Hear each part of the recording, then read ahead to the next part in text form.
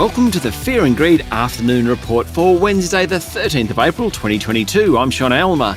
Every afternoon we bring you the 5 news items that happened today that you need to know about. Story number 1, the S&P ASX 200 rose 0.3% today to finish at 7,479 points.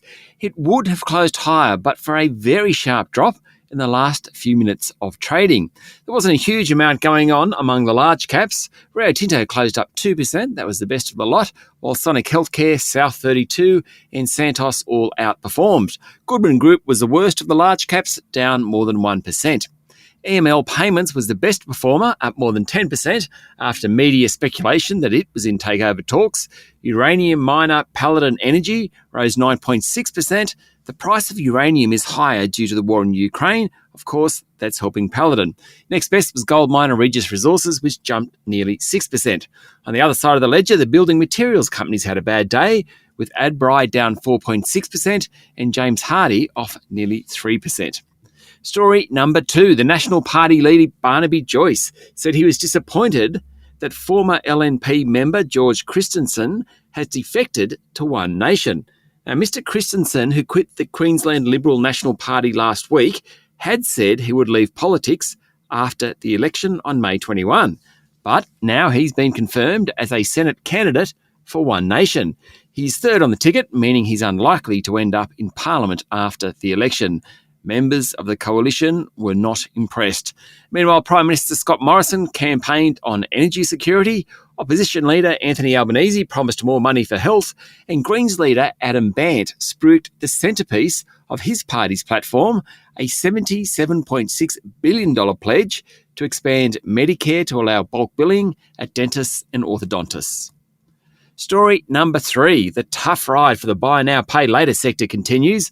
A couple of days ago, Afterpay, now owned by Block, said bad debts had doubled. Well, that has sent shivers throughout the whole sector. Sezzle's share price, which listed nearly 3 years ago, fell to $1.10 today, below its IPO price, and 90% below its high in August 2020. Zipco was down another 2% today to a new low of $1.20.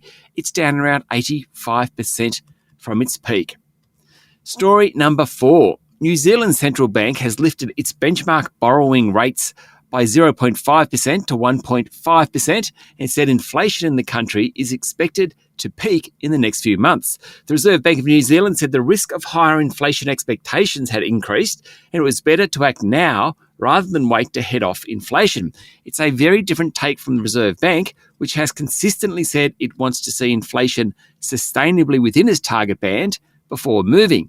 Meanwhile, consumer price data shows that US consumer prices rose in March by the most in 40 years. Inflation came in at 8.5%, driven higher by petrol and food costs. And a Fed official afterwards said it was fantasy to think modest rate rises will tame inflation. Also in the UK, annual inflation last month hit 7%, the highest since 1992.